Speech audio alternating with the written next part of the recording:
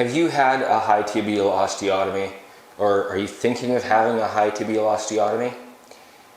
You've come to the right place, because I had a high tibial osteotomy a little over 2 years ago, and it's been nearly 2 years since I did a checkup with everybody to let everyone know how I'm doing and how I'm coming along. I've done some workout videos to show everyone that I'm doing okay, but it would probably be interesting and maybe educational for people to hear about my experience so far, and maybe I can pass along some advice and maybe reassurance to people that have undergone the procedure or are thinking of undergoing the procedure and still not sure. So let's get to it. Now, there's about 4 or 5 different stages that you'll go through with the procedure. Initially, before you have it done, you might be like me, you'll check out some of the YouTube videos about how it's done, which are pretty scary. You might Google things. There's not a lot of information out there on Google, actually. I think because it's a relatively new procedure, and it's actually quite common in Europe, I found out, and it's come over to this side of the pond relatively recently. So there's not a lot of good advice or education on it. So let me share my experience. I'll try to be brief so it doesn't get boring, but initially going into it, my knee was extremely sore in the medial compartment. It was from a surgery where they took a really large chunk of cartilage out. My knee was jammed in a bent position. I really wish I would have gotten a different surgeon that was more adept at doing cartilage repair rather than one that was more of a joint replacement surgeon. But I was in the emergency room of a hospital. My circulation was starting to get a little bit weaker just because of the compression on my knee and the artery. So they decided to do surgery as soon as possible. And then, just luck of the draw, I got a guy that was that wasn't his thing. So he just opted to cut the cartilage out, which is really disappointing. I'm over it now, but I was quite angry for many months. And but there's nothing I can do about it now. So zoom ahead. The knee, I got the knee as good as I could after that meniscectomy. And then I'm a physiotherapist too, so of course I got some treatment at my clinic, which I'll go over later in other videos. Did strengthening, lots of cycling, was able to do kettlebells again. I could bike and do kettlebells, but walking was out of the question. I couldn't even walk 2 blocks before the inner part of my knee it was really excruciating. So I just didn't walk very much. I just tried to focus more effort on biking everywhere and getting my exercise through kettlebells and swimming and low impact activities. I have a friend who's a family doctor who went to school with a doctor who started a sports medicine clinic who specialized in this high tibial osteotomy procedure. So I went and talked to him, and he sounded really quite positive and optimistic about my potential outcome. So I thought anything's got to be better than this pain I'm getting, and I just felt like I was too young to get a joint replacement. So now, one question I'd like to clear up. A lot of people ask me, did I have arthritis, and do I have arthritis? And I guess that's all based on perspective, because to me, I can do a deep knee bend. I can do Cossack squats. I can put lots of weight on that knee. So I guess I could say I don't have arthritis in this knee, because arthro, joint, or articulation, and itis is inflammation. So I would argue that I don't have inflammation in that joint. So I don't have arthritis, but by the very definition of the term that we use in Western medicine, yes, I've got severe osteoarthritis in this knee. I hardly have any cartilage left. I'm ACL deficient. This knee is in bad shape, but I can do squats, I can do kettlebells, I can bike, I can walk, I can hike, swim, I can do, deep squats, The only thing I can't do a lot of is long distance running. I used to be okay at it. I was a pretty good long distance runner, and I played pickleball with my wife when we were on vacation, and I'll have to do that in moderation. There's a lot of lunging and starting and stopping, and a lot of impact. So, which is really, I hate to say that because I used to actually be a pretty good tennis player, and I used to love running from one end of the court to the other and slamming that knee into the ground and hitting the ball. Now I have to be careful, and it's still difficult. It's been over 2 years, and it's still difficult. Some days are worse than others, but as long as I stay busy and as long as I do what I can do, I'm thankful for what I have. And I have to say the surgery did help me. Now this next stage you'll go through is right after you've had the surgery, and you'll look down at your leg. Okay, now you'll see my legs. That this is my normal leg. This is the leg I had surgery on. So I'm trying to build the muscle back. But you can see what they do is they cut the bone and they turn it outwards. So they change the pressure point where your weight is to more on the outside of the knees. That's how they unload that inside part of the knee. So I still don't have any cartilage there, but I don't notice it as much because more of the weight is going out here where I still have a little bit of cartilage. So I feel like I've got to preserve that cartilage. Now, there's a fine line between preserving something and letting it decay. So I figure if I'm doing deep knee bends every day with my mobility routine, and I'm doing sensible loads on squats with carefully controlled full range of motion, I'm going to help keep that cartilage healthy and keep nourishing it. If I go out and run a marathon, that could cause a lot of inflammation, a lot of wear and tear on that cartilage, and I could degenerate the cartilage before it's time. I'd really like to prefer never getting a knee replacement on this knee. I'm hoping by the time I need a knee replacement, the technology will be such that they can do it without so much cutting and sawing and ripping out bone and hammering in. Maybe it'll be a little bit more conservative or a little bit more sophisticated. That's my hope. Okay, so after the surgery, you'll be in a lot of pain. Hopefully you don't get cellulitis like I did. I got wicked pain down my leg, itchy, like when you come out of the cold and your hands are freezing and the blood goes back into them. It's just, the doctor gave me 30 oxys. And he said, use them wisely because that's all you get. So I was cutting them into half and little quarters, and I just took as much as I needed. But I thank God for that stuff because it was the only thing that helped make that somewhat manageable. And it took about 2 weeks before it settled down. My leg was all swollen and puffy and itchy and hot. It was terrible. That was the worst experience I had with this whole procedure. After about 4 to 6 weeks, you'll probably go back and see your doctor. My doctor wasn't very happy because the bone wasn't, you could see on the x-ray that the little chunk of bone he put in there, there was still a lot of darkness around that area. So he was, I guess, accusing me of being too hard on his surgery. And I didn't think I was, but the bone wasn't healing back. So he gave me, a reprimand and said that come back. He extended it.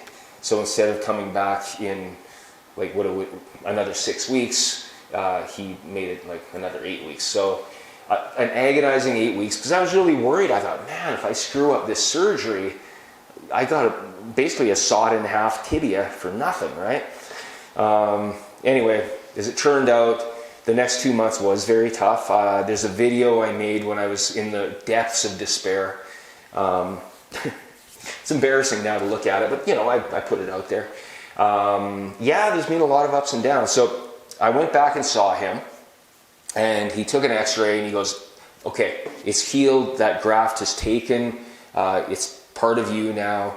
Be careful, but you can start loading on it, weight bearing, start rehabbing it, start getting that leg strong, because I was basically non-weight bearing for about 3 months. Did I need to? I don't know, but he scared the hell out of me. And so I basically kept the weight off it so that bone would unite. Even though it had that metal plate in there, it was still a worry for me. So, go ahead, load it up. I remember my wife went down, the surgery was in Banff, which is a very beautiful part of the world. It's only a couple hours from where I live. And she said, let's bring our ice skates. So I tried to go skating, and my knee was almost unbearable. It was excruciating. I thought, I had this surgery, and now my leg is even worse. Like, I could at least skate before. It hurt a little bit, but now I can barely function. So that was a little bit of a bummer. The next day, we went cross-country skiing. That was a little bit more successful, but still not great. So, not too happy, right? Go through this procedure, get my leg cut in half, big scar, totally out of shape, right? I was just pretty depressed. But, I couldn't even swing a kettlebell. I tried swinging the kettlebell, that was a no-go. So what saved my life, maybe not literally, but what saved my mental health and got me rehabbed a lot quicker was an assault bike. A friend of mine owns a CrossFit gym. This was during a COVID lockdown. He lent me one of his assault bikes, and initially I couldn't even ride that, but what I did was I took clipless pedals, and I took my cycling shoes and I clipped in, and so I was able to pull and push on the pedals, and that took a lot of the stress off the knee, and I was able to really get my heart rate going. And I was doing about 3 hours a week on the assault bike, just interval training, an hour every second day, and it was quite exhausting, but at least I was exercising. It made me feel so much better. And then that was sort of a gateway. I did that for probably 6 weeks, and then I started to feel a little, okay, maybe I better do some upper body stuff. I'll try to do some Turkish get-ups. There I had to use a pole. I should have taken videos of all this, but I was super depressed. Didn't really want anyone to see me like that, so it would have made for good videos, but the last thing I wanted to do was set up some lights, microphone and camera, and show people how terrible I was doing. So, but trust me, it was pretty bad. I thought I'd never be able to do Turkish get-ups or swings with a reasonable weight again. But I kept plugging away at it. The assault bike, again, that became a very integral part of my recovery. About 3 months later, I started to be able to, I jog a little, test it out like that. I could start doing kettlebell swings. I could start doing some deeper squats with the lighter kettlebells. And life was good, right? It was improving. The plate was a little bit bothersome. But I thought, okay, like this is actually helping. I can walk a lot further than I could before. And things were good. I was going to go back in, get the plate out in the next spring. And the surgeon actually broke his leg skiing. So they postponed the surgery until after summer. Now that was recently. So they took the plate out. I was pretty much in the best shape of my life then. As far as cardio and cycling, my legs were pretty strong. Went back in, took the plate out. He said it took him 18 minutes, so they did a spinal on me, so they didn't put me under. And he said, be careful for about 6 weeks because the bone could collapse if you're not careful. So again, a little bit impatient because I'm like, how many times do I have to interrupt my exercise? Because I'm trying to get back into peak shape. Finally, 6 weeks passed. My first kettlebell class back, I felt so good. I used the assault bike during the 6-week process. And this knee felt so much better. My left leg felt worse. So I'm like, that's a really good sign. So that was 2.5 months ago. The scar has healed up quite nicely. I've used some red light therapy on it. I don't know if that helps, but I like it. Supplements, I make sure I take collagen and vitamin D, shark cartilage, things like that. And now I'm at the stage where I am mostly happy with the results of the surgery. And I've come to accept the fact that I am better than I was, much better than I was before the surgery. But the knee still, it is what it is, right? So I have to take care of it. I have to stretch. I have to really keep these lower quad muscles strong. I've been working really hard at it, and you can still see that the muscle's coming back, but it's soft. It's still soft. This calf is still, it's coming, but it's still atrophied. The tibialis anterior, I've been working the heck out of it. It just doesn't seem to want to grow, but I know it's going to take time. I can do squats. I did a bunch of squats tonight. I have a kettlebell class, so I have my freedom back. I do feel better about that. So yeah, you're going to go through many stages after you have the surgery where you're not sure if you did the right thing. You'll be discouraged because the knee will actually hurt more. But I really believe in the end, it's probably the best plan of attack for most people that get these done are younger. They have an athletic background. They're too active to have a knee replacement, and their knee injury or degeneration is a result of being extremely active. So there's a lot of us out there. It's a huge group of people, and it's a bummer. It's a bummer that it ends up like this, but it's a lot better than a knee replacement. And believe me, people ask, "Oh, did you try stem cells?" And yeah, I tried. I tried first cortisone, PRP, stem cells,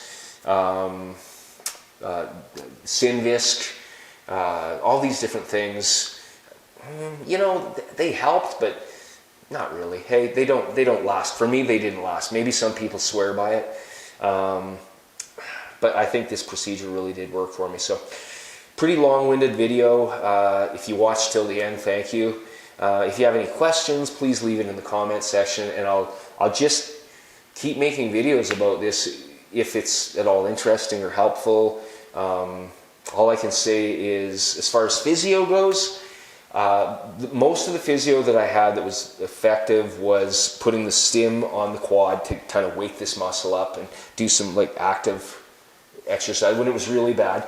And I had my wife, who's a physio, get in there, and I did it myself, did a lot of the calcification that occurred around the patellofemoral joint.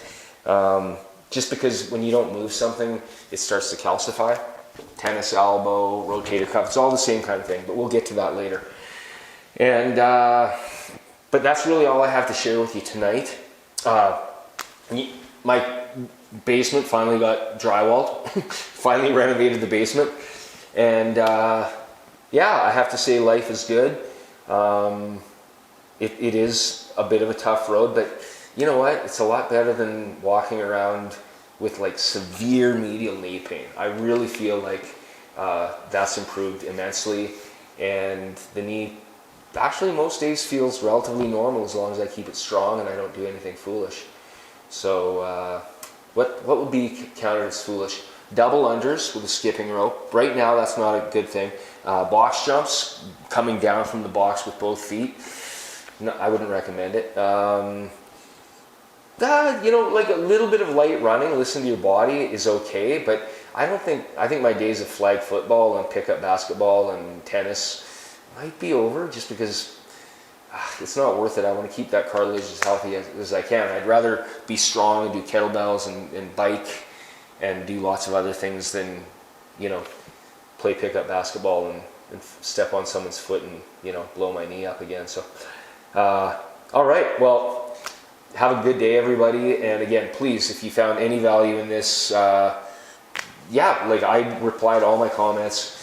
Let me know how things are going, and I'm here to help. And I apologize for taking so long, but it's hard, man. It's hard. So it's hard to share when you're in the depths of depression with something like this. If you're an exercise junkie like me, and you're probably the same if you're watching this video, you're probably finding that, it's hard to not be as active as I'm used to being. But it will pay off in the end, and I'm going to keep producing content, and I'm going to go now. I'm just rambling on. Have a good day or night wherever you are. Thanks.